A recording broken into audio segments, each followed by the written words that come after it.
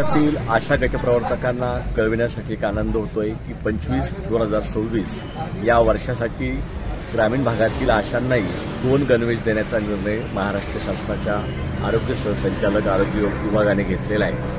गेल्या वर्षी एकच साडी द्यावी असं जो परिपत्रक काढलं होतं म्हणून प्रचंड गोंधळ झाला होता आणि महाराष्ट्रातील आशा गटप्रवर्तक संघटना आयटकच्या वतीने मागणी करण्यात आली होती की 2 गणवेश आशाताईंना ग्रामीण भागात असो शहरी भागात असो सर्वांना मिळायला पाहिजे म्हणून 600 रुपये प्रमाणे 2 गणवेश देण्याचा निर्णयाचं पत्र 8 मे रोजी काढण्यात आलेलं आहे आणि यामुळे याप्रमाणे याची कारवाई सुरू होईल। याबद्दल आयटक संघटनेने आशा गटप्रवर्तक संघटनेने सातत्याने पाठपुरावा आरोग्यमंत्री आणि आरोग्य भवनाशी केलेला होता। ही माहिती आपल्याला सांगण्यासाठी आनंद होतोय। त्याचप्रमाणे गणवेशच्या बाबत त्यांनी म्हटलेले की गुलाबी गणवेश आशांना वापरावा।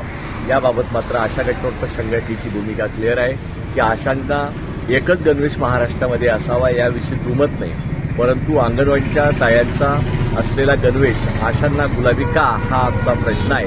पण महाराष्ट्र शासनाने याची दखल घेऊन येणाऱ्या काळात सर्व आशा गटप्रवर्तक यांना विचारून यांचं मत जाणून घेऊन स्वतंत्रपणे गणवेशचा निर्णय येणाऱ्या काळात करावा अशी मागणी मी आशा गटप्रवर्तक संघटना महाराष्ट्राच्या वतीने करत आहे। लवकरच आशा आणि गटप्रवर्तकांना 2025-26 साठी 2 गणवेश हे मिळणार आहेत आणि त्या संदर्भाचं परिपत्रक निघालेलं आहे। याबद्दल मी आरोग्य सहसंचालक डॉक्टर चौधरी सर आणि आरोग्य मंत्र्यांचे आभार मानतो। धन्यवाद।